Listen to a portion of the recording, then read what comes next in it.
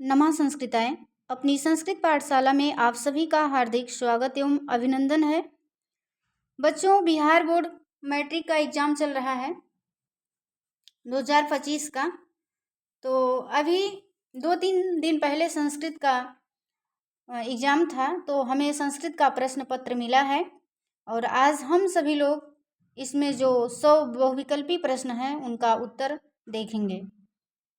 तो हम आगे बढ़ें इसके पहले आप लोगों के लिए एक सूचना है कि जो बच्चे अभी तक चैनल को सब्सक्राइब ना किए हों, कृपया वो लोग चैनल को सब्सक्राइब कर लें। इससे क्या होगा कि हम कोई भी वीडियो अपलोड करेंगे आपको सूचना मिलेगी और आप प्लेलिस्ट में जा सकते हो।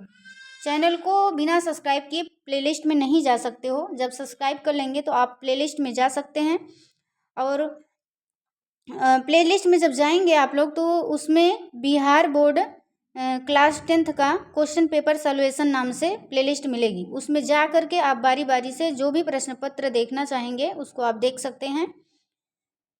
तो चलिए हम लोग अब बिना विलंब किए वीडियो को आगे बढ़ाते हैं।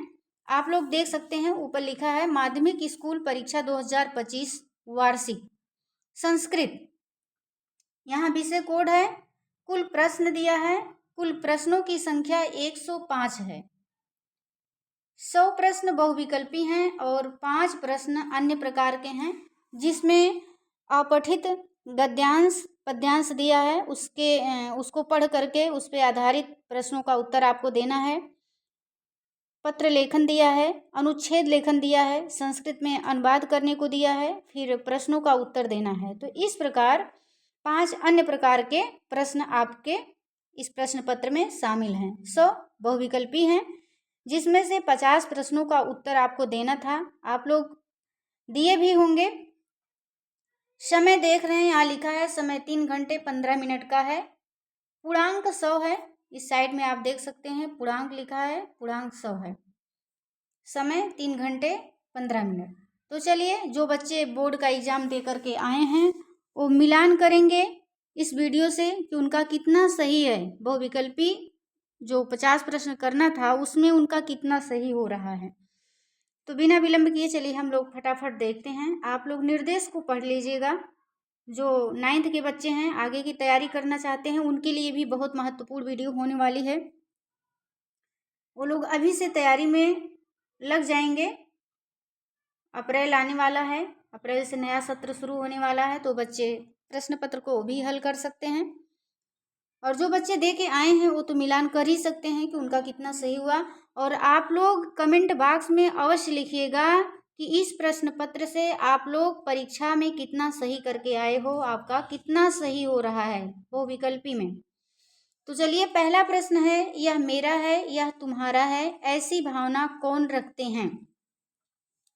तो ऐसी भावना कौन से लोग रखते हैं? छोटी बुद्धि वाले लोग रखते हैं। तुच्छ हृदय वाले कौन से लोग रखते हैं? छोटी बुद्धि वाले। आपका विकल्प सी सही है। आप लोग पढ़े होंगे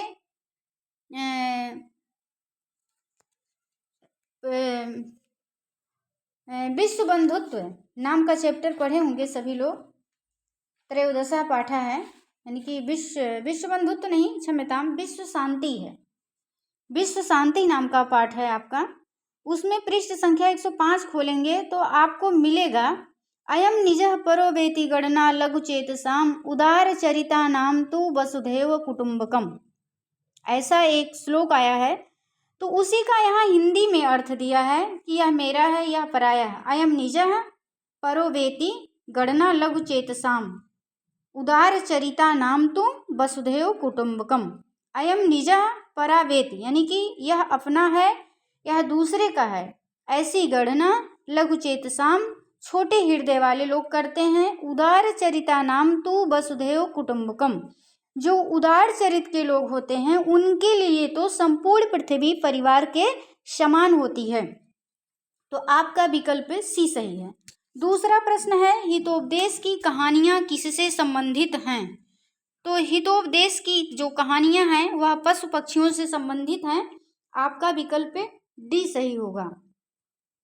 जो पीले कलर से कलर है उत्तर, वही आपका सही होगा, क्योंकि जिस बच्चे का प्रश्न पत्र है वह अपने हिसाब से लगाया है। जो पेन से लगा है वो बच्चे के द्वारा लगाया गया है। तो कोई प्रश्न उत्तर इसमें सही भी हो सकता है, कोई गलत भी हो सकता है, लेकिन जो पीले कलर का लगाए हैं तो ये प्रमाणित उत्तर है। आपको विथ प्रूफ हम दे रहे हैं, आपको पेज संख्या भी बता देंगे आपके पाठ्य पुस्तक में, आप जा करके देख सकते हैं। तीसरा प्रश्न है, कीचड़ में कौन कीचड़ में फंस गया? तो आपको बताना है कीचड़ में कौन फंस गया। तो कीचड़ में कौन फंसा था? पथिक फंसा था। यह भी पाठ 11 के व्याघ्र पथिक कथा नाम का जो चैप्टर है उसी से लिया गया है। आप पेज संख्या 85 पर जाओगे तो आपको मिल जाएगा। कीचड़ में कौन फंसा था? तो कीचड़ में पथिक फंसा था। आपका विकल्प बी सही है। प्रश्न संख्या 4 है, भारः क्रियाम बिना, आगे डाट डाट है, भारः क्रियाम बिना रिक्त स्थान में उचित विकल्प क्या होगा? तो 4 विकल्प दिया गया है, 4 में से जो उचित विकल्प होगा वही आपको बताना है। यह भी पाठ 13 के व्याघ्र पथिक कथा नामक पाठ से लिया गया है। ये भी पृष्ठ संख्या 85 पे ही मिल जाएगा। देखिए लगातार एक ही चैप्टर से कितना प्रश्न पूछा गया है। तो ये भी पृष्ठ संख्या 85 पर जाएंगे तो मिल जाएगा, ज्ञानम भारः क्रियाम बिना। चलिए आगे बढ़ते हैं।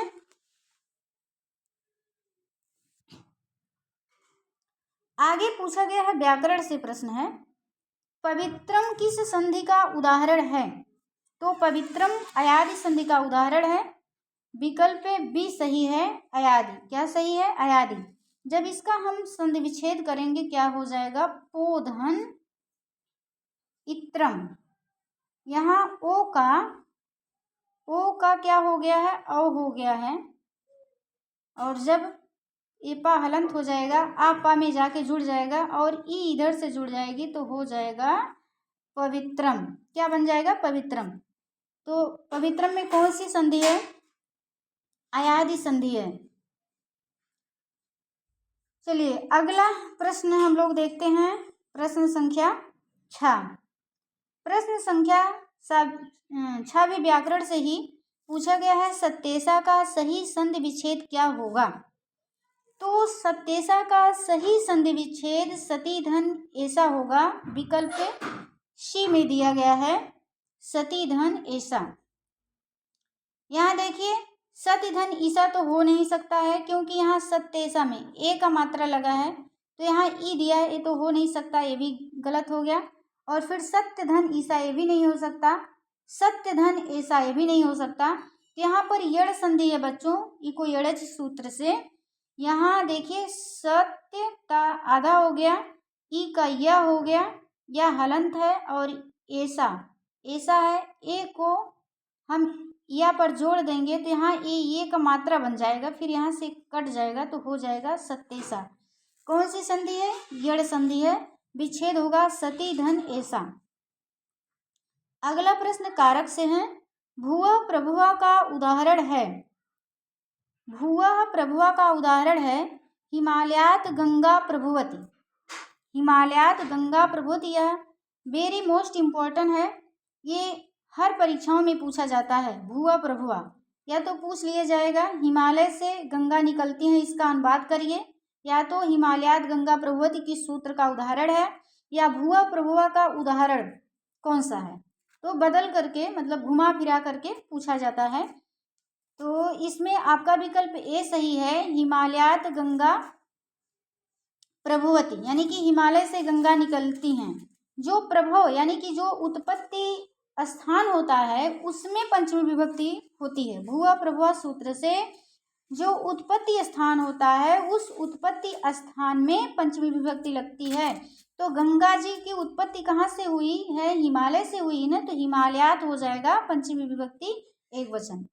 अगला प्रश्न है, हेतु शब्द के अर्थ में कौन सी विभक्ति होती है? तो यहाँ जो उत्तर आपका होगा षष्ठी होगा, क्योंकि हेतु शब्द स्पेशल आपके प्रश्न में दे दिया गया है। इससे मिलता जुलता 2 सूत्र है कारक में। एक है हेतु, इसकी सूत्र संख्या है 2, 3, 23, यानी कि पाणिनि के अष्टाध्यायी के दूसरे अध्याय के तीसरे पाद का 23वां सूत्र है हेतु। तो इससे तृतीय विभक्ति होती है। जैसे पुणेन दृष्टो हरि, तो पुण्य के लिए या पुण्य के हेतु दृष्टो हरि, यानी कि पुणेन दृष्टो हरि, पुण्य के लिए हरि का दर्शन कर रहा है, देख रहा है, तो उसमें तृतीय विभक्ति हो जाएगी। लेकिन षष्ठी हेतु प्रयोग सूत्र कहता है कि जब हेतु शब्द का प्रयोग हो, जो शब्द कारण या प्रयोजन रहता है वह और हेतु शब्द दोनों में षष्ठी विभक्ति होती है। जैसे अन्नस्य हेतु वसति, अन्नस्य हेतु वसति, देखिए अन्नस्य किसके लिए रह रहा है, किस प्रयोजन से, अन्न के ना, तो इसमें भी षष्ठी हो जाएगी। और जो यह हेतु शब्द इसमें देखिए गिनाया गया है हेतु शब्द, उसमें भी षष्ठी विभक्ति का प्रयोग होता है। बहरहाल यहाँ आपका उत्तर बी होगा, षष्ठी विभक्ति।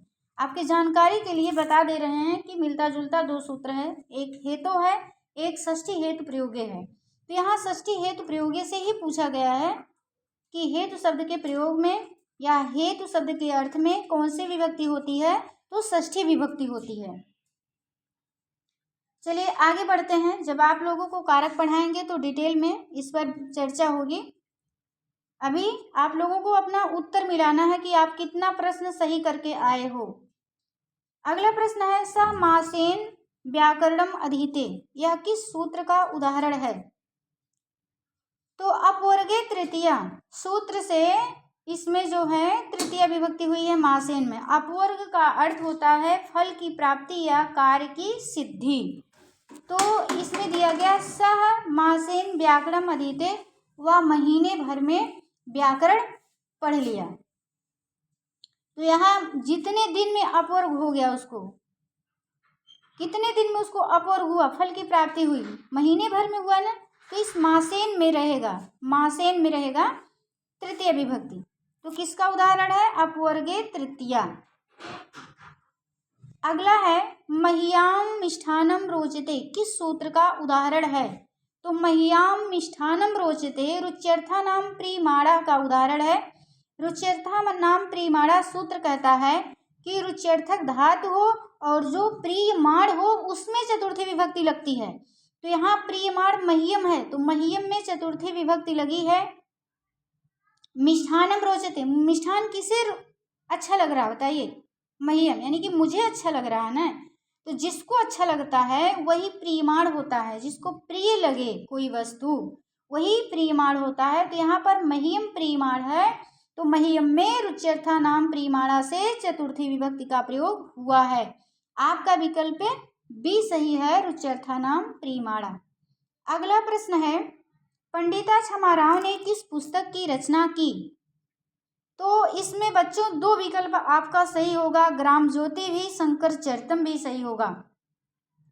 इसमें जो मधुरा विजयम है यह गंगा देवी की रचना है। किसकी रचना है? यह गंगा देवी की रचना है।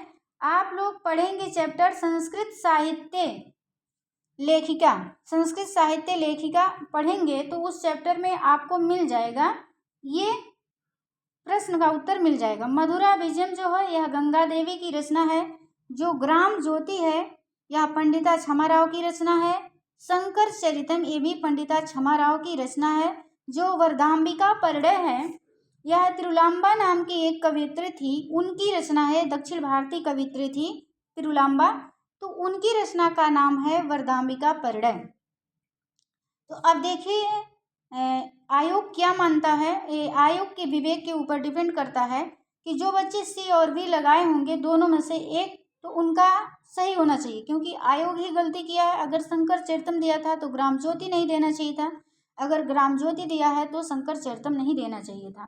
जो पंडिता छमाराव हैं इनके पिताजी का नाम था शंकर पांडुरंग पंडित, तो ये अपने पिता की विद्वता के ऊपर लिखी हैं शंकर चरितम, अपने पिताजी के व्यक्तित्व से प्रभावित होकर पंडिता छमाराव जी। और गांधी जी के सत्याग्रह आंदोलन से प्रभावित होकर के इन्होंने लिखा है सत्याग्रह गीता, फिर मीरा लहरी, कथा मुक्तावली, विचित्र परिषद यात्रा, ग्राम ज्योति, ये सब इन्हीं की रचनाएं हैं। तो चलिए आगे बढ़ते हैं प्रश्न संख्या 12 पर। याज्ञवल्क्य ने आत्मतत्व की शिक्षा किसे दिया? तो याज्ञवल्क्य ने आत्मतत्व की शिक्षा मैत्रेय को दिया था। आपका विकल्प ए सही होगा। ये चौथे पाठ से लिया गया है, ये भी चौथे पाठ से लिया गया है। संस्कृत साहित्य लेखिका नाम का है। आप पृष्ठ संख्या 25 पर जाओगे तो मिल जाएगा। याज्ञवल्क्य ने आत्मतत्व की शिक्षा किसे दिया था? मैत्रेयी को दिया था। अगला प्रश्न व्याकरण से है। अ और ई के मेल से कौन सा नया वर्ण बनेगा? तो आ और ई के मेल से ए बनेगा। कौन सा वर्ण बनेगा? ए बनेगा और हो जाएगी गुण संधि। गुण संधि में आ और ई का मेल से क्या होगा? यह गुण का उदाहरण होगा, गुण संधि। आद्गुणः सूत्र हो, आप लोग पढ़े होंगे। तो चलिए हम ज़्यादा डिटेल में नहीं जाएंगे क्योंकि वीडियो लंबा खींचेगा। अगला प्रश्न है, पूर्व रूप संधि का उदाहरण कौन सा है? तो पूर्व रूप संधि का उदाहरण हरे औ है। कौन सा है? हरे औ है। अगला प्रश्न है, खगेशा का संधि विच्छेद क्या होगा? तो खगेशा का संधि विच्छेद होगा खग धन ईसा। खग माने क्या होता है बच्चों? पक्षी होता है। ईसा माने स्वामी होता है, यानी कि पक्षियों का स्वामी। आपका सही विकल्प बी है। इसमें जो है गुण संधि, इसमें भी गुण संधि है। खग धन ईसा बराबर खगेशा। अगला है, व्याकरण में कौन सा उपसर्ग है? तो व्याकरण में वी उपसर्ग है। अगर इसमें संधि पूछेगा तो यड़ संधि है। अगर उपसर्ग पूछ रहा है तो वी उपसर्ग है। यहाँ वी धन, यहाँ वी और आकर्णम ऐसे करेंगे तो देखिए वी जो वी में छोटी ई है, इसका या हो गया है, या हो गया है। यहाँ आ को अलग कर लेंगे हम, आकर्णम। फिर आ को या पर ला के हम ऐड कर देंगे। आपका क्या बन गया? यहाँ व्याकरणम। और वा से जब ई हट जाएगा तो वा आधा हो जाएगा व्याकरणम। अगला है, पित्रा किस विभक्ति का रूप है? तो पित्रा जो है तृतीया विभक्ति एक वचन का रूप है। तृतीया विभक्ति एक वचन का रूप है। जब ऐसे हम पढ़ेंगे पिता, पितरम, पित्रा, पित्रे, पितु, पितु, पितरी, तो तृतीया विभक्ति एक वचन में पित्रा रूप बनेगा। आपका विकल्प ए सही है। प्रश्न संख्या 18 पर चलते हैं। पूछा गया है, दात्रिणाम का मूल शब्द क्या होगा? तो दात्रिणाम का मूल शब्द दात्री होगा। आपका विकल्प सी सही है। अगला प्रश्न है, युष्मद् शब्द का रूप प्रथमा विभक्ति एक वचन में क्या होगा? तो युष्मद् शब्द का प्रथमा विभक्ति एक वचन में होगा तुम। क्या होगा? तुम। आपका विकल्प ए सही है। अगला प्रश्न है, लिख धातु का रूप लिट लकार में क्या होगा? बच्चों लकार 3 होते हैं। लंग लकार जो भूतकाल में प्रयोग होता है, लट लकार जो वर्तमान काल में प्रयोग होता है, लिट लकार जो भविष्य काल में। वैसे तो संस्कृत में लकारों की संख्या 10 है, लेकिन लकार अगर पूछे कितने प्रकार के हैं तो 3 प्रकार के, यानी कि काल की दृष्टि से मुख्य रूप से क्षम्यताम काल तो 3 होता है ना, भूत, वर्तमान, भविष्य। तो लकार तो 10 होते हैं, लेकिन भूतकाल के लिए अगर पूछता तो लंग लकार, वर्तमान काल के लिए लट लकार और भविष्य काल के लिए लिट लकार। अगर लकारों की संख्या पूछता तो हाँ आप 10 लगाते, लेकिन पूछ रहा है यहाँ लिट लकार जो है भविष्य काल के लिए पूछ रहा है। लिख धातु का लिट लकार में क्या रूप होगा, यानी कि भविष्य काल में क्या रूप होगा? तो लेखिष्यति होगा। क्या होगा? लेखिष्यति होगा। यहाँ आप लोग इसी ट्रिक से आप याद कर सकते हो। लिख धातु है इष्यति, इष्यति इसमें जुड़ा, अगर इष्यति जुड़ा है तो समझ लो या लिट लकार का रूप है। अगला प्रश्न है, योग सूत्र के रचनाकार कौन हैं? तो योग सूत्र के जो रचनाकार हैं वो पतंजलि जी हैं, महर्षि पतंजलि हैं।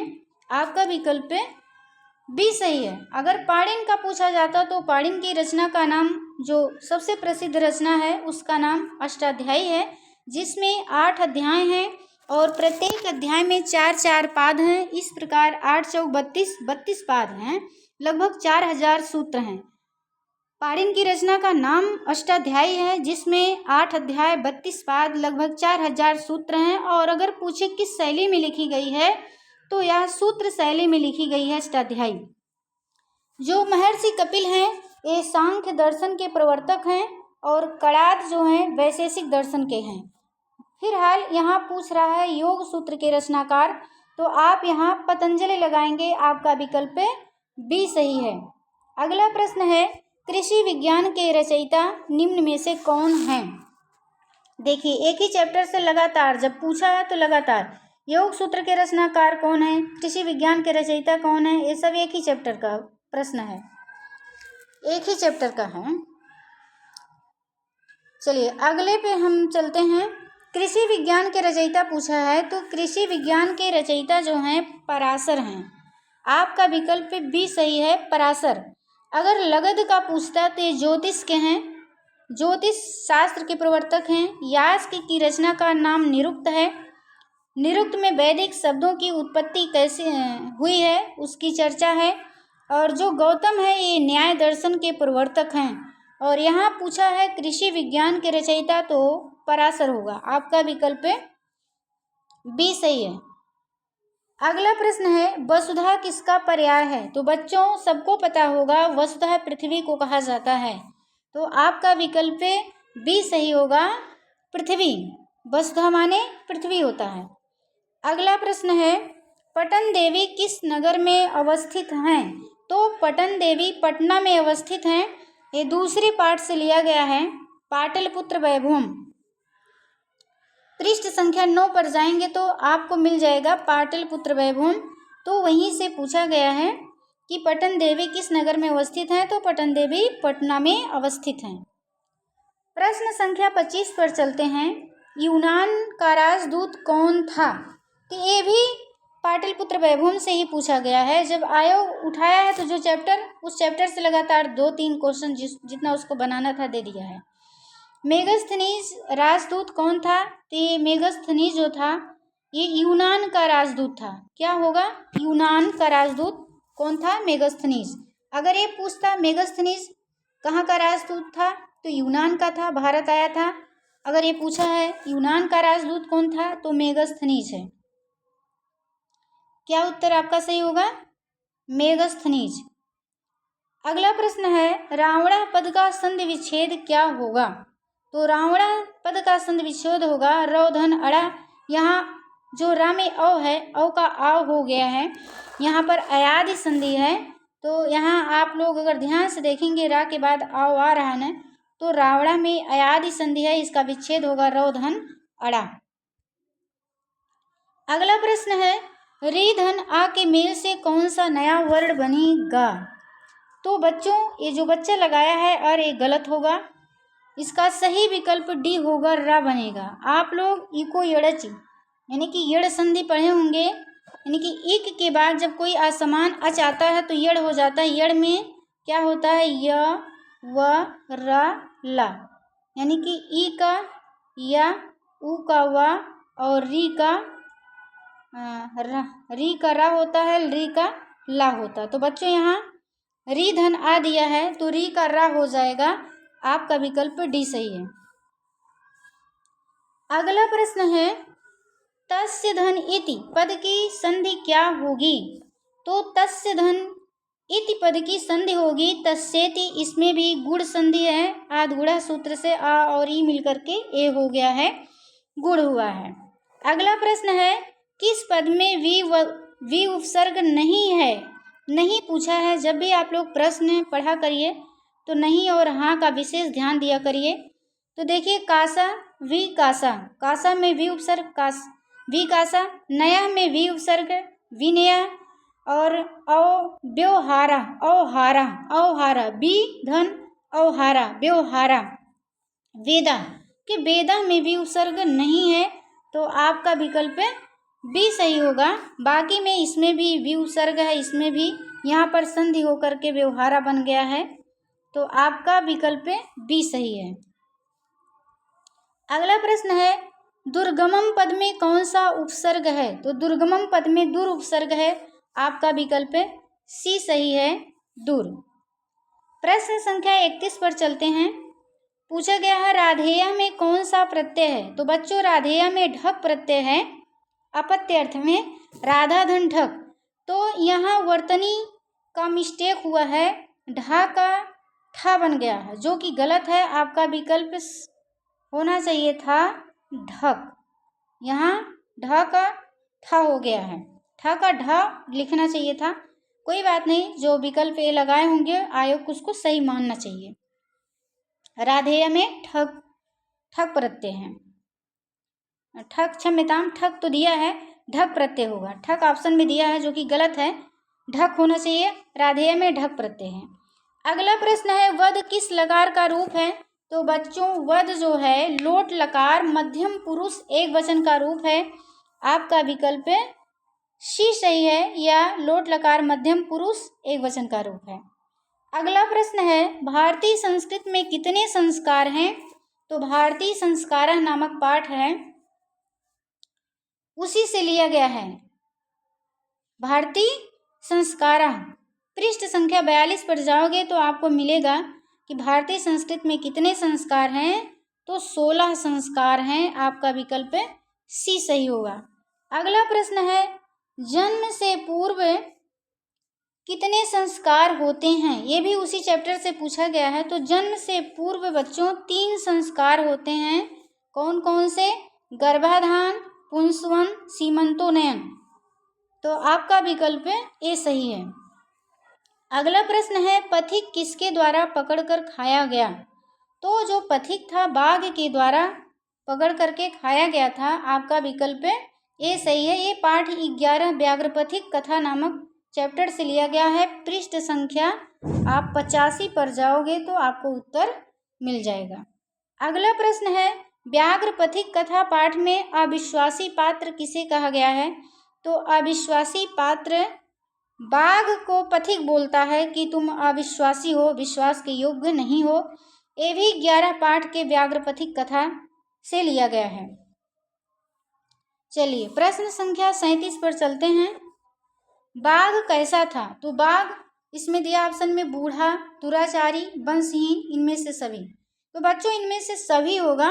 आपका विकल्प डी सही है, क्योंकि बाघ स्वयं पथिक से कहता है कि अब मैं बूढ़ा हो गया हूँ, पहले मैं युवावस्था में दुराचारी था, मेरी पत्नी और मेरे बच्चे मर चुके हैं, मैं वंशहीन हो चुका हूँ, मैं बूढ़ा हूँ, इसलिए मैं असमर्थ हूँ, अब धर्म का कार्य करता हूँ।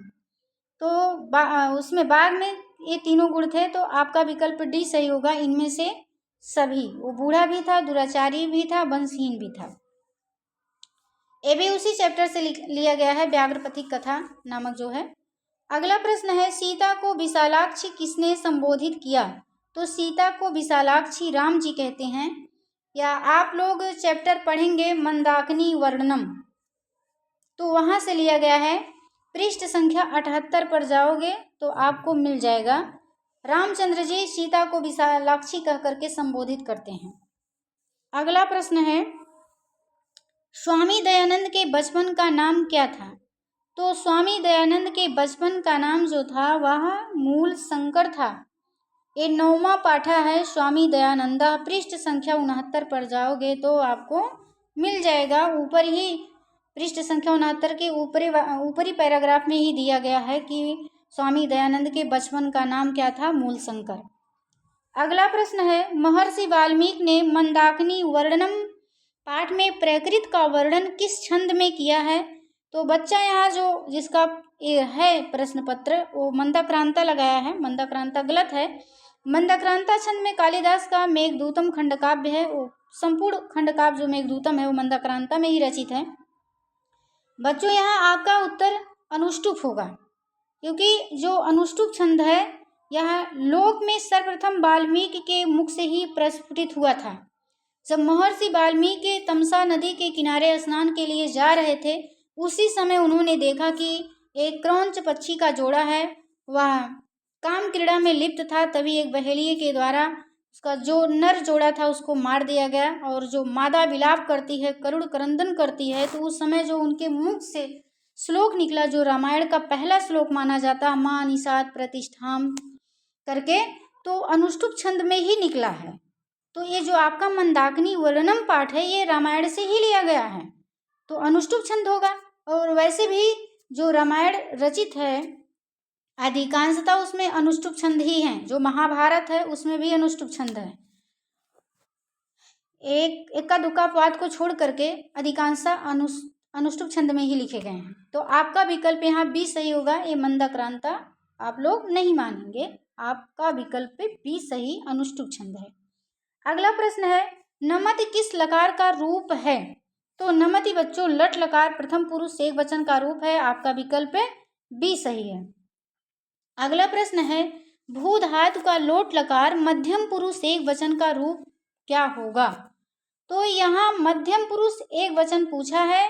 जैसे आप लोग वध देखे थे वैसे भव है, वध की तरह भव है, या लोट लकार मध्यम पुरुष एक वचन का रूप है।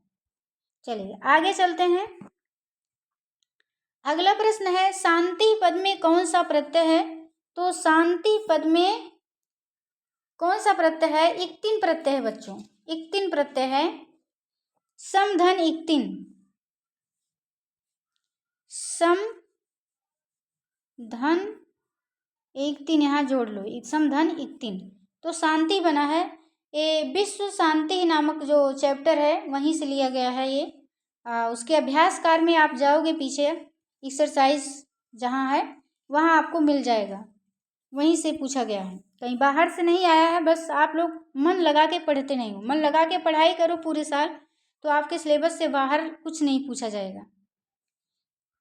जो बच्चे नहीं पढ़ते हैं उनके लिए कठिन लगता है, उनको लगता है कि कहाँ से बच्चों। बहुत बीच में एक बात करना है आप लोगों से कि मैं इस घटना से बहुत आहत हूँ। जो आज का समाज है, बच्चों से नैतिकता का पतन हो रहा है। जो बच्चे हैं नैतिकता का पतन हो रहा है। उनके माता पिता या तो नहीं ध्यान दे रहे हैं, या तो मोबाइल उनको बिगाड़ रही। बहुत सारे कारण हैं बच्चे को बिगड़ने में। तो अभी सासाराम जिले में मैट्रिक का एग्ज़ाम देने गए थे दो बच्चे। न्यूज़ में था कि एक बच्चा नकल करने के लिए बोला, दिखाने के लिए, वो अपनी कॉपी नहीं दिखाया और उसको गोली मार दिया। तो बताइए बच्चों, हमारे समाज के लिए कितना घातक है, हमारा समाज किधर जा रहा है। अगर आप साल भर पढ़े होते तो नकल की क्या ज़रूरत आपको पड़ती? बताइए, मैट्रिक का बच्चा गोली चला रहा है तो समाज किधर जा रहा है। तो आप लोगों से ऐसी अपेक्षा नहीं है कि आप लोग ऐसा करेंगे। आप लोग नैतिकवान बनिए, चरित्रवान बनिए, अनुशासित रहिए। अनुशासन से ही आप लोग आगे बढ़ेंगे। जैसे आप लोग देखते हैं जंगल का पेड़ जो होता है अनियंत्रित तरीके से बढ़ता है, और वही बगीचे का जो पेड़ पौधा होता है माली उसको काट छाट करके सही दिशा में ले जाता है। तो आप लोग एक पौधों के समान हो, पौधों के समान हो कि आप लोगों को अगर माता पिता डांट रहे हैं, आपके गुरु डांट रहे हैं, तो आपके अच्छे के लिए डांट रहे हैं। ये समझ लो, अगर जो बच्चे माता पिता की डांट नहीं सहे हैं, अपने गुरु की डांट, तो वो दुनिया की डांट, दुनिया का जूता सहेंगे, पुलिस का जूता सहेंगे। तो अभी बचपन में अपने माता पिता की डांट सह लो, वो अच्छा है। गम धन तुमुन के योग से कौन सा अव्यय होगा? तो गंतुम होगा। आपका विकल्प सी सही है। क्या सही है? गंतुम। गम धन तुमुन क्या होगा? गंतुम। चलिए प्रश्न संख्या 45 पर चलते हैं। पठनम पद में कौन सा प्रत्यय है? तो बच्चों पठनम पद में ल्यूट प्रत्यय है। कौन सा प्रत्यय है? ल्यूट प्रत्यय है। ल्यूट प्रत्यय भाव अर्थ में होता है। आपका विकल्प बी सही है। प्रश्न संख्या 46 पर चलते हैं। राम मंदाकिनी की शोभा किसे दिखा रहे हैं? तो राम जी मंदाकिनी की शोभा सीता जी को दिखा रहे हैं। आपका विकल्प बी सही होगा, सीता को। प्रश्न संख्या 47 है। रघुवंश महाकाव्य के रचनाकार कौन हैं? तो रघुवंश महाकाव्य के रचनाकार कालिदास हैं। ये बच्चा वाल्मीकि लगाया है, जो कि सरासर गलत है। वाल्मीकि रामायण लिखे हैं, रामचरितमानस तुलसीदास लिखे हैं, महाभारत कृष्ण द्वैपायन वेदव्यास जी लिखे हैं, और रघुवंश यहाँ पूछा गया है। रघुवंश रचना की दृष्टि से महाकाव्य है, जिसमें 19 सर्ग हैं। इसके नायक राम हैं, नायिका सीता जी हैं। तो आपका विकल्प सी सही होगा। अगला प्रश्न है, विशाल नेत्रों वाली कौन है? तो विशाल नेत्रों वाली सीता जी हैं। विशालाक्षी का अर्थ ही होता है बच्चों विशाल नेत्रों वाली, विशाल माने बड़ी, अक्ष माने नेत्र, तो विशाल नेत्रों वाली विशालाक्ष कौन है? सीता जी। आपका विकल्प सी सही है। चलिए अगले प्रश्न पर चलते हैं। हंस सारस द्वारा सेवित नदी कौन सी है? प्रश्न संख्या 49 है। तो हंस सारस द्वारा सेवित नदी मंदाकिनी है। देखिए सब एक ही चैप्टर से कितना प्रश्न पूछा गया है। ये भी मंदाकिनी वर्णनम नामक जो चैप्टर है वहीं से पूछा गया है, पाठ 10 है। विकल्प ए सही है। चलिए प्रश्न संख्या 50 पर हम लोग चलते हैं। कौन नृत्य कर रहा है? तो कौन नृत्य कर रहा है? 50 प्रश्न संख्या 50 है, तो आप लोगों को उत्तर देना है पर्वत। कौन नृत्य कर रहा है? पर्वत। ये भी आप लोग पाठ 10 जब खोलेंगे तो श्लोक संख्या 6 पर जाएंगे, उसमें श्लोक दिया है पृष्ठ संख्या 78 पर, तो आपको मिल जाएगा कौन नृत्य कर रहा है? पर्वत। विकल्प बी सही है। अगला प्रश्न है कौन सी भूमि पवित्र और ममतामयी है? तो जो भारत भूमि है वह पवित्र और ममतामयी है। आपका विकल्प बी सही है। अगला प्रश्न है अयम निर्मला डाट डाट वहंतो वसंती श्लोकांश किस पाठ से उद्धृत है? तो यह श्लोक जो है बच्चों भारत महिमा नामक पाठ है। ये 5वां पाठ चैप्टर है आपके पाठ्यक्रम में, भारत महिमा, यहीं से लिया गया है। आपका विकल्प ए सही होगा, भारत महिमा। अगला प्रश्न है देवगढ़ क्या गाते हैं? तो देवगढ़ जो हैं क्या गाते हैं? गीत गाते हैं। गायन्ति देवा किल गीत कानी, आया है ना, जो लोग पढ़े होंगे तो ध्यान में होगा। देवगढ़ क्या गाते हैं? तो गीत गाते हैं बच्चों। आपका विकल्प बी सही होगा। अगला प्रश्न है विदुर नीति के रचनाकार कौन हैं? तो विदुर नीति के रचनाकार विदुर जी हैं। इनका वर्णन महाभारत में आया है। 7वां पाठा नीति श्लोका है, पृष्ठ संख्या 51 पर जाएंगे, भूमिका भाग में ही ये आपको प्रश्न मिल जाएगा। अगला प्रश्न है काम क्रोध और लोभ किसके द्वार हैं? तो काम क्रोध और लोभ किसके द्वार हैं? नीति श्लोका नामक जो पाठ है उसमें दिया गया है काम क्रोध लोभ ये नरक के द्वार हैं। किसके द्वार हैं? नरक के द्वार हैं। ये श्लोक संख्या 5 में इसका वर्णन आया है। श्लोक संख्या 5 पढ़िएगा तो आपको उत्तर मिल जाएगा। चलिए प्रश्न संख्या 56 पर चलते हैं। सुखावह क्या है? सुखावह क्या है? तो सुखावह अहिंसा है। ये भी उसी चैप्टर से दिया गया है, नीति श्लोका नामक जो पाठ है 7वां पाठ है। इसमें श्लोक संख्या 4 पर जाओगे तो आपको उत्तर मिलेगा। चलिए प्रश्न संख्या 57 है शिक्षक दलित बालक को कहाँ ले गए? तो शिक्षक दलित बालक को कहाँ ले गए थे? विद्यालय ले गए थे। कहाँ ले गए? विद्यालय ले गए थे। ये पाठ 8 कर्मवीर कथा है, उसी से चैप्टर से लिया गया है। पृष्ठ संख्या 58 पर जाओगे तो आपको उत्तर मिल जाएगा। चलिए अगले प्रश्न पर चलते हैं। राम प्रवेश राम ने किस परीक्षा में विश्वविद्यालय में प्रथम स्थान प्राप्त किया? तो स्नातक में प्रथम स्थान प्राप्त किया। ये भी 8वां पाठा कर्मवीर कथा से लिया गया है, पृष्ठ संख्या 58 पर। ये भी आपको उत्तर मिल जाएगा। चलिए प्रश्न संख्या 59 पर चलते हैं। दलित बालक का नाम क्या था? तो दलित बालक का नाम राम प्रवेश था। क्या नाम था? राम प्रवेश। ये भी उसी चैप्टर से लिया गया, 8वां पाठा कर्मवीर कथा, पृष्ठ संख्या 58। अगला है मैत्रेयी कौन थी? ये 4था पाठा से लिया गया है, संस्कृत साहित्य लेखिका। पृष्ठ संख्या 25 पर जाओगे तो आपको मिल जाएगा मैत्रेयी कौन थी? मैत्रेयी याज्ञवल्क्य की पत्नी थी। आपका विकल्प सी सही है। अगला प्रश्न है चार्थे द्वंद्व सूत्र का उदाहरण कौन सा है? ये समास से आया है प्रश्न। तो चार्थे द्वंद्व का उदाहरण धर्मार्थ कामा, यानी कि धर्म अर्थ काम।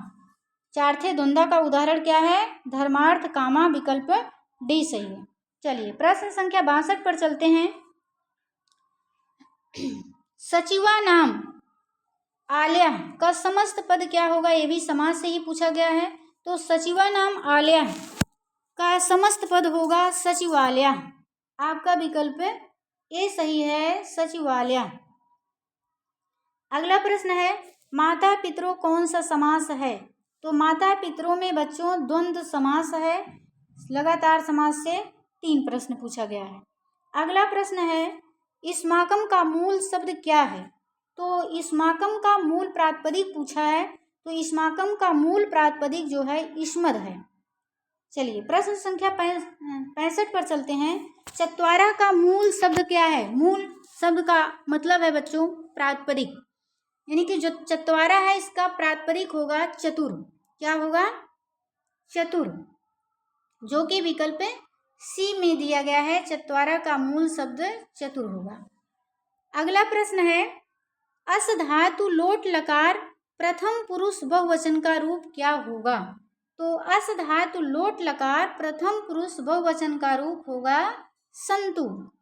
अगला प्रश्न है पाठेयम पद में कौन सी धातु है? तो पाठेयम में धातु पूछा गया है तो पठ धातु है बच्चों। चलिए अगले प्रश्न पर चलते हैं हम लोग। बी धन ज्ञा धन लेप के मेल से कौन सा पद बनेगा? बी धन ज्ञा धन लेप के मेल से बनेगा विज्ञाय। आपका विकल्प सी सही है, विज्ञाय।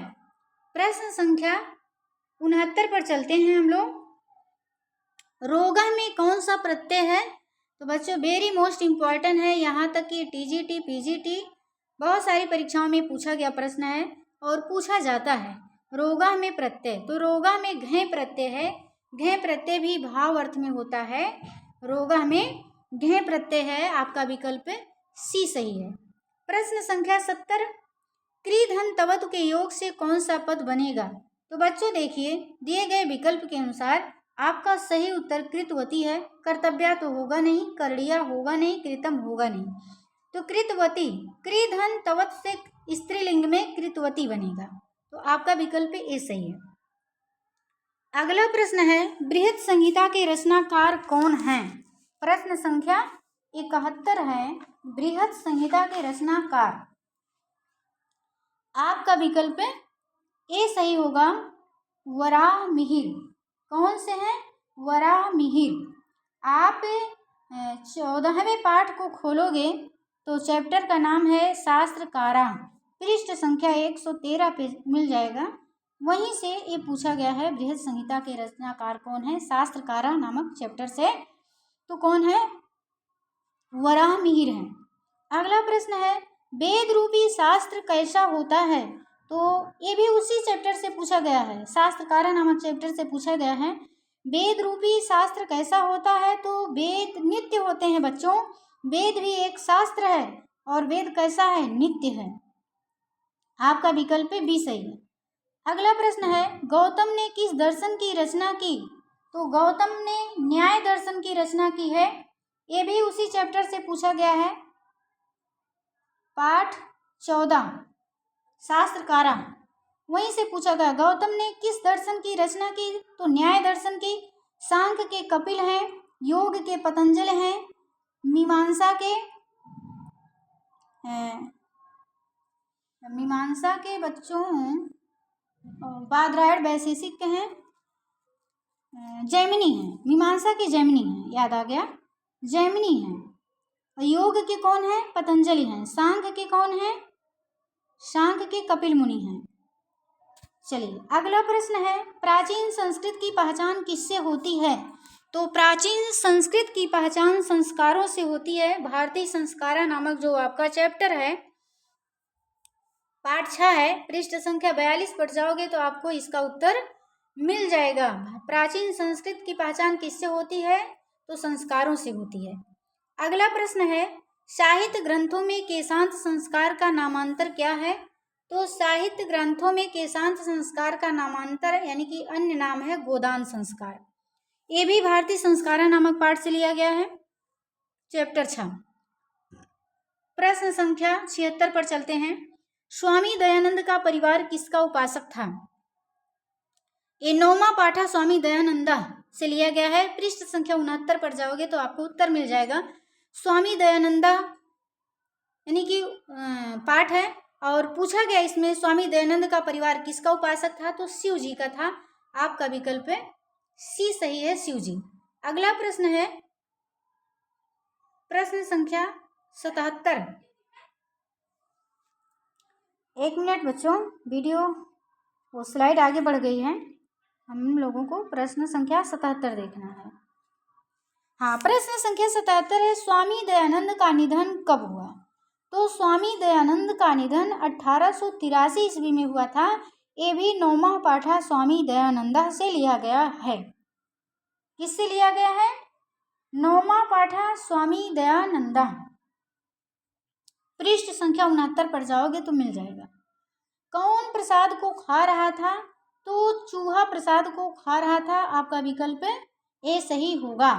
जब स्वामी दयानंद जी शिवरात्रि का पर्व था और एक प्रण कर लिए थे कि आज हम भगवान को भोग लगा के, जब हम लोग भोग लगाते हैं, जो प्रसाद चढ़ाए थे, खाना इत्यादि बना करके भोग लगाए थे, वो कहे कि जब तक आज भगवान नहीं खा लेंगे तब तक हम बैठे रहेंगे। हम लोग भगवान को खिलाते हैं तो भगवान खाते होंगे ना, उनका ऐसा विश्वास था, बचपना था।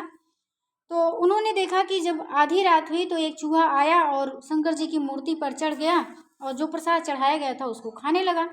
तो उसी दिन से उनकी मूर्ति के प्रति अनास्था हो गई, यानी कि मूर्ति से आस्था उठ गई और वो अपने घर चले गए उठ के रात में।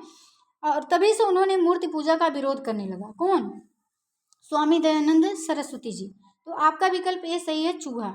अगला प्रश्न है, समाज और शिक्षा के उद्धारक कौन थे? तो समाज और शिक्षा के उद्धारक कौन थे? स्वामी दयानंद। इन्होंने स्त्रियों की शिक्षा पर बहुत जोर दिया और उस समय समाज में जो कुरीतियां व्याप्त थी, बाह्य आडंबर व्याप्त थे, उसका घोर विरोध किया। ये भी उसी पाठ से लिया गया है, 9वां पाठ है स्वामी दयानंदा से। अगला प्रश्न है, बैरेड़ बैरस्य समनम असंभवम, यह किसकी उक्ति है? प्रश्न संख्या 80 है। यह किसकी उक्ति है? महात्मा बुद्ध की उक्ति है। आप विश्व शांति नामक चैप्टर है, पृष्ठ संख्या 105, 13वां पाठ, उस पर जाएंगे तो आपको मिल जाएगा महात्मा बुद्ध। अगला प्रश्न है, आदाय अव्यय में कौन सा उपसर्ग है? तो आदाय अव्यय में बच्चों आ उपसर्ग तो हो नहीं सकता है, तो ये भी कट। अ हो नहीं सकता है, अनु हो नहीं सकता, आंग हो सकता बच्चों। जो अंगा है उसकी इत संज्ञा हो जाएगी। इत संज्ञा होने के बाद लोप हो जाता है तो आ बचेगा। तो यहाँ पर आदाय में आंग उपसर्ग है। आपका विकल्प बी सही है। अगला है, वही के योग में किस विभक्ति का प्रयोग होता है? तो वही के योग में पंचमी विभक्ति का प्रयोग होता है। जैसे विद्यालात वही वृक्षा सन्ति, विद्यालात वही गंगा नदी अस्ति। तो वही के योग में पंचमी विभक्ति होती है। अगला प्रश्न है, संप्रदान कारक में किस विभक्ति का प्रयोग होता है? तो संप्रदान में चतुर्थी विभक्ति का प्रयोग होता है। षष्ठी संबंध में, पंचमी जो है अपादान कारक में, तृतीया करण कारक में, चतुर्थी संप्रदान कारक में। क्षम्यतां बच्चों। अगला प्रश्न है, भवत शब्द का सप्तमी विभक्ति बहुवचन का रूप क्या होगा? भवत शब्द का सप्तमी विभक्ति बहुवचन का रूप पूछा है तो क्या होगा? भवत्सु। विकल्प बी सही है। अगला प्रश्न है, किस समास का पहला पद अव्यय होता है? तो किस समास का पहला पद अव्यय होता है?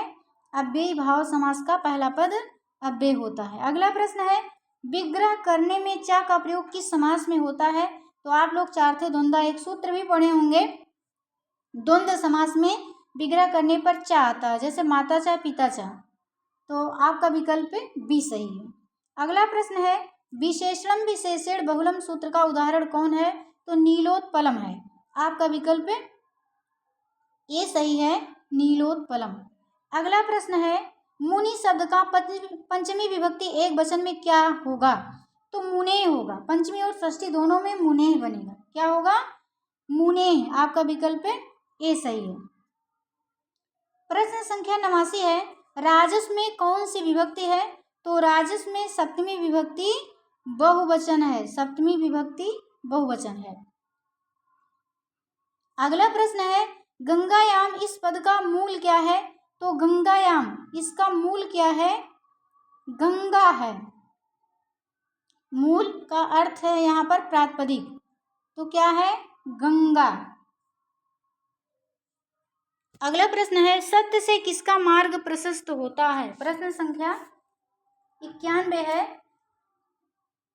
ये प्रथमा पाठ से पूछा गया है। मंगलम नामक चैप्टर है, श्लोक संख्या 3। आप खोलेंगे, पढ़ेंगे तो वहाँ मिल जाएगा।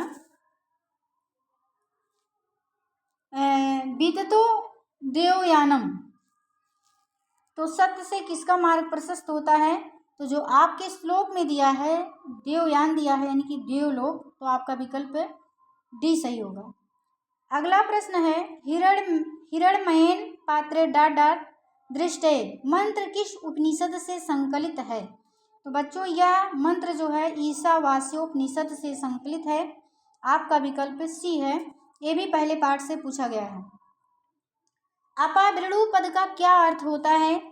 तो अपावृणु का अर्थ होता है हटा दें। ये भी मंगलम चैप्टर से पूछा गया है, पाठ 1, और पहले ही श्लोक से पूछा गया है दोनों प्रश्न। चलिए अगला प्रश्न है, अरे वचाल कितना बोलते हो किस पुरुष का कथन है? तृतीया पाठा आलस कथा है, पृष्ठ संख्या 18। तो वहाँ चौथा जो आलसी होता है तो वो बोलता है, अरे वाचाल तुम कितना बोलते हो। तो यहाँ पर आपका उत्तर जो है ए है, चतुर्थ पुरुष। प्रश्न संख्या 95 है, अलस कथा पाठ में अहो कथम मयम कोलाहलम, अहो कथम अयम कोलाहला किसकी उक्ति है? तो पहला आलसी बोलता है कि अहो कथम अयम कोलाहला, यह कैसा कोलाहल, कैसा शोरगुल है, पहला आलसी बोलता है। तो आपका विकल्प ए सही है, पहला आलसी। अगला प्रश्न है, सबसे बड़ा शत्रु कौन है? तो बच्चों सबसे बड़ा शत्रु तो मेरे हिसाब से, मेरे तरफ से क्रोध होना चाहिए। लेकिन जो आलस कथा चैप्टर आपके पाठ्यक्रम में है उसमें आलस को शत्रु माना गया है, लेकिन सबसे बड़ा नहीं कहा गया है। सबसे बड़ा तो क्रोध होना चाहिए, क्योंकि आलस में व्यक्ति कर्म नहीं करेगा तो ठीक है, कर्म नहीं करेगा, लेकिन जो क्रोधी व्यक्ति होता है ना, क्रोध में आकर के समझ लो किसी की जान भी ले सकता है। तो व्यक्ति का सबसे बड़ा शत्रु मेरे हिसाब से क्रोध होता है। लेकिन आप अपने चैप्टर के हिसाब से उत्तर लगाएंगे, आप आलस से लगाएंगे। अगला प्रश्न है, भवंतम अहम एस नमस्करोमि किसका कथन है? तो यह कर्ण का कथन है। ये पाठ 12 कर्णस्य दान वीरता, पृष्ठ संख्या 93 पर जाएंगे तो आपको मिल जाएगा, पृष्ठ संख्या 93 कर्णस्य दान वीरता। चलिए अगले प्रश्न पर चलते हैं। महत्तराम भिक्षाम याचे, यह किसकी उक्ति है? यह शक्र की उक्ति है। यह भी उसी चैप्टर से लिया गया है, कर्णस्य दान वीरता नामक चैप्टर से लिया गया है, जो कि 12वां पाठ है। और अगला जो प्रश्न है 99, वो भी उसी चैप्टर से लिया गया है। इंद्र ने कर्ण से छल क्यों किया? ये भूमिका से लिया गया है। कर्णस्य दान वीरता की भूमिका पढ़ोगे तो उसमें साफ आपको मिल जाएगा, साफ। जो कवच और कुंडल कर्ण से इंद्र मांगे थे तो अर्जुन की सहायता के लिए मांगे थे, भूमिका में दिया है। आपका विकल्प बी सही होगा, अर्जुन की सहायता के लिए। अगला प्रश्न है, कौमुदी महोत्सव जैसा दृश्य किस अवसर पर दिखाई पड़ता है? तो बच्चों ये पाटलिपुत्र वैभवम नामक चैप्टर है, दूसरा चैप्टर है। आप उसको खोलेंगे तो दूसरे जहाँ से चैप्टर शुरू हुआ है उसके दूसरे पेज और पृष्ठ संख्या 9 है, जो अंतिम से पैराग्राफ है उसी के 4-5 लाइन ऊपर मिल जाएगा। दुर्गा पूजा, यानी कि कौमुदी महोत्सव जैसा दृश्य किस अवसर पर दिखाई देता है? दुर्गा पूजा पर। ये रहा आपका 100 प्रश्न बहुविकल्पी। वीडियो लंबी हो जाएगी, इसलिए हम इस वीडियो में केवल बहुविकल्पी प्रश्नों को ही हल किए हैं। आगे जो गद्यांश पद्यांश है कहिए तो इसका भी उत्तर देते चलें। फिर दूसरे वीडियो में हम लोग अनुच्छेद लेखन देख लेंगे, पत्र लेखन देख लेंगे, अनुवाद देख लेंगे। एक बार आप लोग पूरा प्रश्न पत्र देख लीजिए, फिर उसके बाद जैसा समय रहेगा वैसा करते हैं, अन्यथा दूसरे वीडियो में हल करेंगे। देख लीजिए आप लोग प्रश्न पत्र पूरा। जो बच्चे नहीं दिए हैं एग्ज़ाम, अगली साल उनको देना है मैट्रिक का, वो अभी से इस प्रश्न पत्र को हल कर लेंगे, क्योंकि रिपीट होता है, 2-4 प्रश्न जरूर रिपीट होता है। तो आप देख सकते हैं, ये आपका पूरा प्रश्न पत्र था। तो चलिए फटाफट हम लोग अनुच्छेद लेखन देख लेते हैं, क्योंकि जो बच्चे प्रश्न एग्ज़ाम दे करके आए हैं वो सोचेंगे कि पूरा अनुच्छेद भी हल कर लें, हमको पता चल जाए कौन सा उत्तर सही होगा। देखिए, हम ज़्यादा डिटेल में नहीं जाएंगे अनुच्छेद में। अधोलिखित गद्यांशों को ध्यानपूर्वक पढ़कर उस पर आधारित प्रश्नों के उत्तर निर्देशानुसार दें। किम नाम संस्कृति चेतसा संस्करणं संस्कृतिः इति अवधीयते। सा नाम संस्कृति या मनसा मलम अपनयति चेतसा चेतसा चांचल्यं दूरीकरोति आत्मनस्य अज्ञानावरणम् अपसारयति। एष लोकस्य राष्ट्रस्य संस्कृतेश्च अपकरोति। अस्मिन् विश्वे सा यो संस्कृतिः उपादेया वर्तते यया सर्वेषां स्वान्तेषु विश्वहितं विश्वबन्धुत्वं च आदर्शत्वेन उररीक्रियते। तो बच्चों, अगर हम अर्थ बताएंगे तो यह वीडियो बहुत लंबा हो जाएगा। अर्थ हम आप लोगों को क्लास में बता देंगे, अभी केवल इसका उत्तर बताएंगे।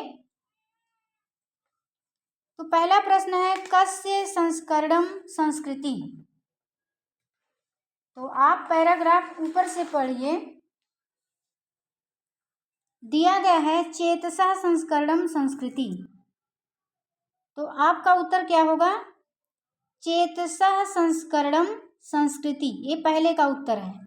चलिए दूसरा हम देखते हैं, का मनसा मलम अपसारयति, यानी कि कौन मन के मल को दूर करता है। तो पैराग्राफ में पढ़ेंगे। देखिए, सा नाम संस्कृति या मनसा मलम अपनयति, यानी कि मन के मल को कौन अपनयति, कौन दूर करता है? तो संस्कृति। आपका उत्तर क्या होगा? संस्कृति। संस्कृति, मन के मल को संस्कृति दूर करती है। अगला है पूर्ण वाक्येन उत्तरत, पूर्ण वाक्य में उत्तर देना है। संस्कृति के साम उपकरोति, संस्कृति के साम उपकरोति। तो आप पढ़ोगे ऊपर, पूरा पढ़िए एक बार। किम नाम संस्कृति चेतसा संस्करणं, चेतसा संस्करणं संस्कृति इति अवधीयते। सा नाम संस्कृतिः या मनसा मलम अपनयति चेतसा चांचल्यं दूरीकरोति आत्मनस्य अज्ञानावरण अपसारयति। एषा लोकस्य राष्ट्रस्य संस्कृतेश्च उपकरोति। अस्मिन्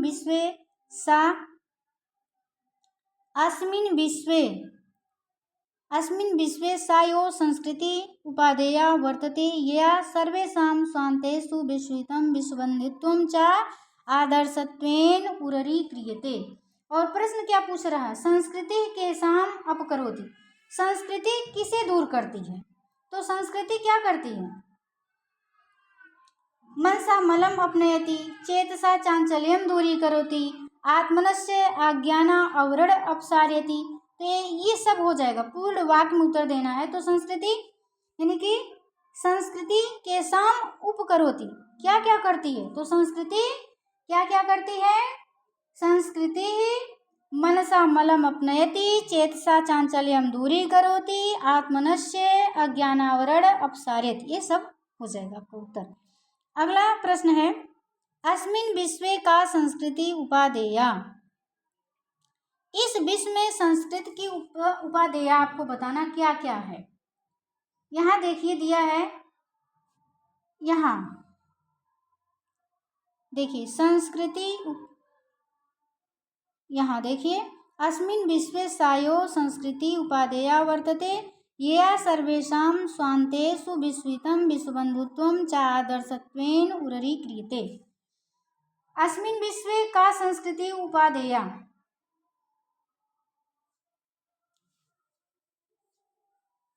तो ये सब उत्तर आपका हो जाएगा। अस्मिन् विश्वे सायो संस्कृति उपादेया वर्तते यया सर्वेषां स्वान्तेषु विश्वहितं विश्वबन्धुत्वं च आदर्शत्वेन उररीक्रियते, आपका उत्तर हो जाएगा। यानी इस विश्व में संस्कृति की उपादेया क्या है बताना है। तो संस्कृत की उपादेया क्या है? येया सर्वेषां स्वान्तेषु विश्वहितं विश्वबन्धुत्वं च आदर्शत्वेन उररीक्रियते, सा संस्कृति उपादेया। अगला है अस्य गद्यांशस्य एकं समुचितं शीर्षकं लिखत, यानी कि इस गद्यांश का एक समुचित उत्तर देना है आपको। तो आप लोग देख सकते हैं इसमें संस्कृति को केंद्र बिंदु बना करके वर्णित किया गया है। तो इस गद्यांश का समुचित शीर्षक क्या हो सकता है? संस्कृति हो सकता है। क्या है? संस्कृति। इसका संस्कृति, इसका उत्तर हो सकता है संस्कृति। अगला है रामायणम मम प्रिय पुस्तकम भगवतो मर्यादा पुरुषोत्तमम् अस्य श्रीरामचन्द्रस्य पावनं चरितं रामायणे वर्णितम् अस्ति। अस्य लेखकः महर्षि वाल्मीकिः आसीत्। तस्य रचना आदिकाव्यम् इति विदुषां मतम्। अतएव वाल्मीकिः आदिकविः आसीत्। रामायणम् अनुष्टुप् छन्दसि लिखितम्। अस्मिन् श्लोक संख्या 24,000 वर्तते। अस्मात् कारणात् रामायणं महाकाव्यं 24,000 संहिता इति उच्यते विद्वद्भिः। अब प्रश्न देखते हैं क्या पूछा गया है। मम प्रिय पुस्तकम किम, तो मम प्रिय पुस्तकम क्या है बच्चों? रामायणम। एक पद में उत्तर देना है तो क्या हो जाएगा? रामायणम। क्या हो जाएगा? रामायणम। अगला है आदि कवि का आसीत, तो आदि कवि वाल्मीकि आसीत। कौन है? आदि कवि वाल्मीकि आसीत, तो आपका उत्तर वाल्मीकि हो जाएगा। अब आगे दिया गया पूर्ण वाक्येन उत्तरत, यानी कि पूर्ण वाक्य में उत्तर देना है। रामायणे किम वर्णितम अस्ति, रामायण में क्या वर्णित है? तो रामायणे मर्यादा पुरुषोत्तमम् अस्य श्रीरामचन्द्रस्य पावनं चरितं वर्णितम्। क्या हो जाएगा? रामायण में मर्यादा पुरुषोत्तम श्री रामचंद्र के पावन चरित्र का वर्णन है। तो आपका उत्तर पहली लाइन में आप जाओगे। पहली लाइन में यहाँ देखिए, भगवतो मर्यादा पुरुषोत्तमम् अस्य श्री रामचंद्रस्य पावनं चरितं रामायणे वर्णितम्। अगला प्रश्न है विद्वद्भिः रामायणं किम उच्यते, विद्वद्भिः रामायणं किम उच्यते, विद्वानों के द्वारा रामायण को क्या कहा जाता है? तो विद्वानों के द्वारा रामायण को क्या कहा जाता है? 24,000 संहिता। लास्ट में यहाँ दिया गया है, देखिए विद्वान इसको क्या कहते हैं? 24,000 संहिता। अगला गद्यांश है अस्य गद्यांशस्य एकम समुचितं शीर्षकं लिखत। अच्छा, इसी का उत्तर है, क्षम्यताम, इसी का प्रश्न है, इसी गद्यांश का है। तो देखिए बच्चों, इस गद्यांश का समुचित उत्तर क्या हो सकता है? रामायणम। इसका समुचित उत्तर क्या है? रामायण मेरे हिसाब से होना चाहिए, क्योंकि रामायण को ही केंद्र बिंदु बना करके इस अनुच्छेद को दिया गया है आपके प्रश्न पत्र में, तो रामायण होगा। अगला है विद्या शब्दस्य अर्थः ज्ञानम अस्ति। एषा विद्या महता प्रयत्नेन लभ्यते। विद्यावान नरा एव सर्वत्र सम्मानं लभते। विद्या मानवस्य सर्वश्रेष्ठम आभूषणं वर्तते। एषा कुरूपम अपि सुरूपं करोति। विदेशे बन्धुवत् सहायं करोति। अनया एव मानवः कीर्तिं धनं सुखं च लभते। अतः सर्वैः जनैः स्वजीवने सुखम समृद्धिं च प्राप्तुं विद्याप्राप्तये प्रयत्नः करणीयः। एक पदेन उत्तरत्, एक पद में उत्तर देना है। प्रश्न है कः सर्वत्र सम्मानम लभते, यानी कि कौन सर्वत्र सम्मान को प्राप्त करता है। तो विद्यावान नर जो होता है सर्वत्र सम्मान को प्राप्त करता है। यहाँ देखिए दिया गया है विद्यावान नरायो सर्वत्र सम्मानम लभते, जो विद्यावान नर होता है वह सब जगह सम्मान पाता है। तो आपका एक पद में उत्तर हो जाएगा विद्यावान। अगला प्रश्न है मानवस्य सर्वश्रेष्ठम आभूषणम किम, पूछा गया है मानव का सर्वश्रेष्ठ आभूषण क्या है। तो यहाँ देखिए दूसरे लाइन पे चलिए, वहाँ यहाँ देखिए दिया गया है मानवस्य सर्वश्रेष्ठम आभूषणम वर्तते, क्या है विद्या, यानी कि मानव का सर्वश्रेष्ठ आभूषण क्या है विद्या। विद्या मानवस्य सर्वश्रेष्ठम आभूषणम वर्तते। अगला प्रश्न है पूर्ण वाक्येन उत्तरत्, पूर्ण वाक्य में उत्तर देना है। विद्या विदेशे किम करोति, विद्या विदेश में क्या करती है। विदेशे बंधुवत् सहायम करोति, विद्या विदेश में बंधु के समान सहायता करती है। तो यहाँ आप देख सकते हैं विदेशे बंधुवत् सहायम करोति। चलिए अगले प्रश्न पर चलते हैं। विद्या प्राप्ते किमर्थम यत्न करणीयः, विद्या प्राप्ति में किस प्रकार का प्रयत्न करना चाहिए, अब बताना है। देखिए गद्यांश पर हम लोग चलते हैं। अतः सर्वैः जनैः स्वजीवने सुखम समृद्धिं च प्राप्तुं विद्या प्राप्ते यत्नः करणीयः, यहाँ दिया गया है ना सर्वजनैः स्वजीवने सुखम समृद्धिं च प्राप्तुं विद्या प्राप्ते प्रयत्न करणीयः, आपका उत्तर ही हो जाएगा। अगला प्रश्न है, अच्छा इसमें शीर्षक नहीं दिया, बस इसका इतना ही प्रश्न था, अथवा करके दिया है, या तो आप उसको करते या तो इस अनुच्छेद को अपठित गद्यांश को।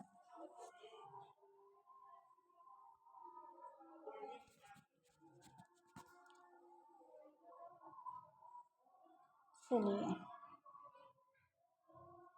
हाँ, कवि कुल गुरु कालिदासा संस्कृत साहित्याकाशे शशियो प्रकाशते महाकवि विक्रमादित्य भूपते राजसभायां नवरत्नेषु प्रमुखा आसीत्। कालिदासस्य काव्येषु भाषाया रमणीयता मानविक प्रकृते स्वाभाविकं विश्लेषणं प्राकृत दृश्यानां च सजीव चित्रणं विद्यते। अभिज्ञान शाकुंतलम तस्य विश्व प्रसिद्धम नाटकम अस्ति।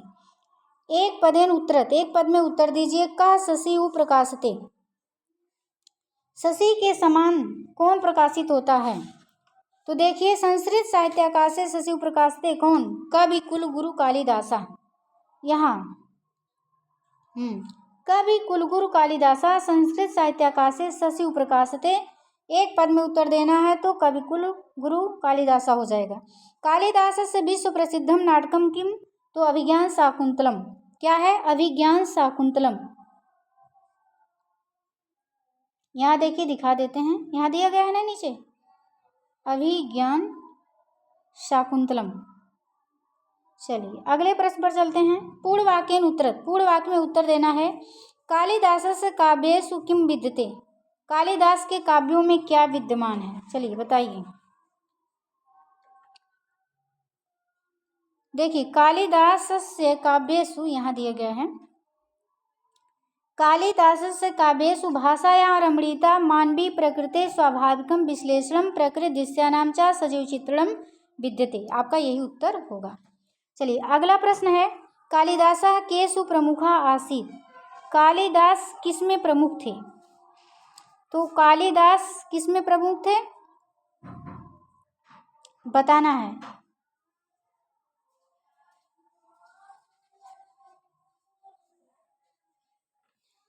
हाँ चलिए देखिए इसको पढ़िए।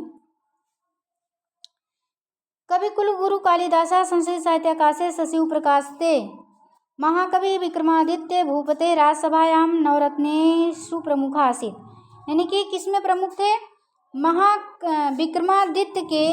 विक्रमादित्य एक राजा थे, उनके राजसभा में नवरत्नों में प्रमुख थे। किसमें थे? नवरत्नेषु प्रमुखा आसीत्। कालिदासा नवरत्नेषु प्रमुखा आसीत्। तो यहाँ कालिदासा केषु प्रमुखा? नवरत्नेषु प्रमुखा आसीत्। तो चलिए, ये हो गया अपठित गद्यांश पद्यांश भी हो गया। अब देखिए पत्र लेखन है। अपने उत्तम परीक्षा फल का विवरण देते हुए पिताजी को संस्कृत में पत्र लिखें। विद्यालय में वृक्षारोपण कार्यक्रम आयोजन हेतु प्रधानाध्यापक को संस्कृत में आवेदन पत्र लिखें। जन्मदिवस की बधाई देते हुए अपने अनुज को संस्कृत में पत्र लिखें। विद्यालय परित्याग प्रमाण पत्र निर्गत करने के लिए प्रधानाध्यापक को आवेदन पत्र संस्कृत में लिखें। संस्कृते अनुच्छेद लेखनम, अनुच्छेद लेखन है। अधोलिखित में से किसी एक विषय पर 7 वाक्यों में एक अनुच्छेद संस्कृत में लिखें। पुस्तकालय देववाणी संस्कृत भाषा, वृक्षारोपणम, सरस्वती पूजा, बसंतोत्सव। यहाँ देखिए अनुवाद करने को आया है, फिर प्रश्न उत्तर दिया गया है, आप लोग देख सकते हैं। तो ये 24 पृष्ठ का आपका प्रश्न पत्र था। आप सभी लोगों से निवेदन है, कृपया आप लोग अपने अपने मार्क्स मिलाने के बाद कमेंट बॉक्स में लिखिएगा कि कितने प्रश्न आपके सही हो रहे हैं। वीडियो कैसी लगी अपना फीडबैक कमेंट बॉक्स में अवश्य दीजिएगा आप लोग। और अब हम मिलते हैं किसी दूसरे वीडियो में। और आप लोगों से फिर ये सूचना आप लोगों को देना है कि कृपया जो बच्चे चैनल को सब्सक्राइब नहीं किए हैं वो चैनल को सब्सक्राइब कर लें, इससे कि कोई भी वीडियो हम अपलोड करेंगे उसकी सूचना तुरंत आपको मिलेगी। और प्लेलिस्ट में जा कर के आप अपने मनपसंद का कोई भी वीडियो देख सकते हैं। और सब्सक्राइब नहीं करेंगे तो ये सुविधा आपको नहीं मिलेगी। धन्यवाद। जय हिंद, जय भारत, वंदे मातरम।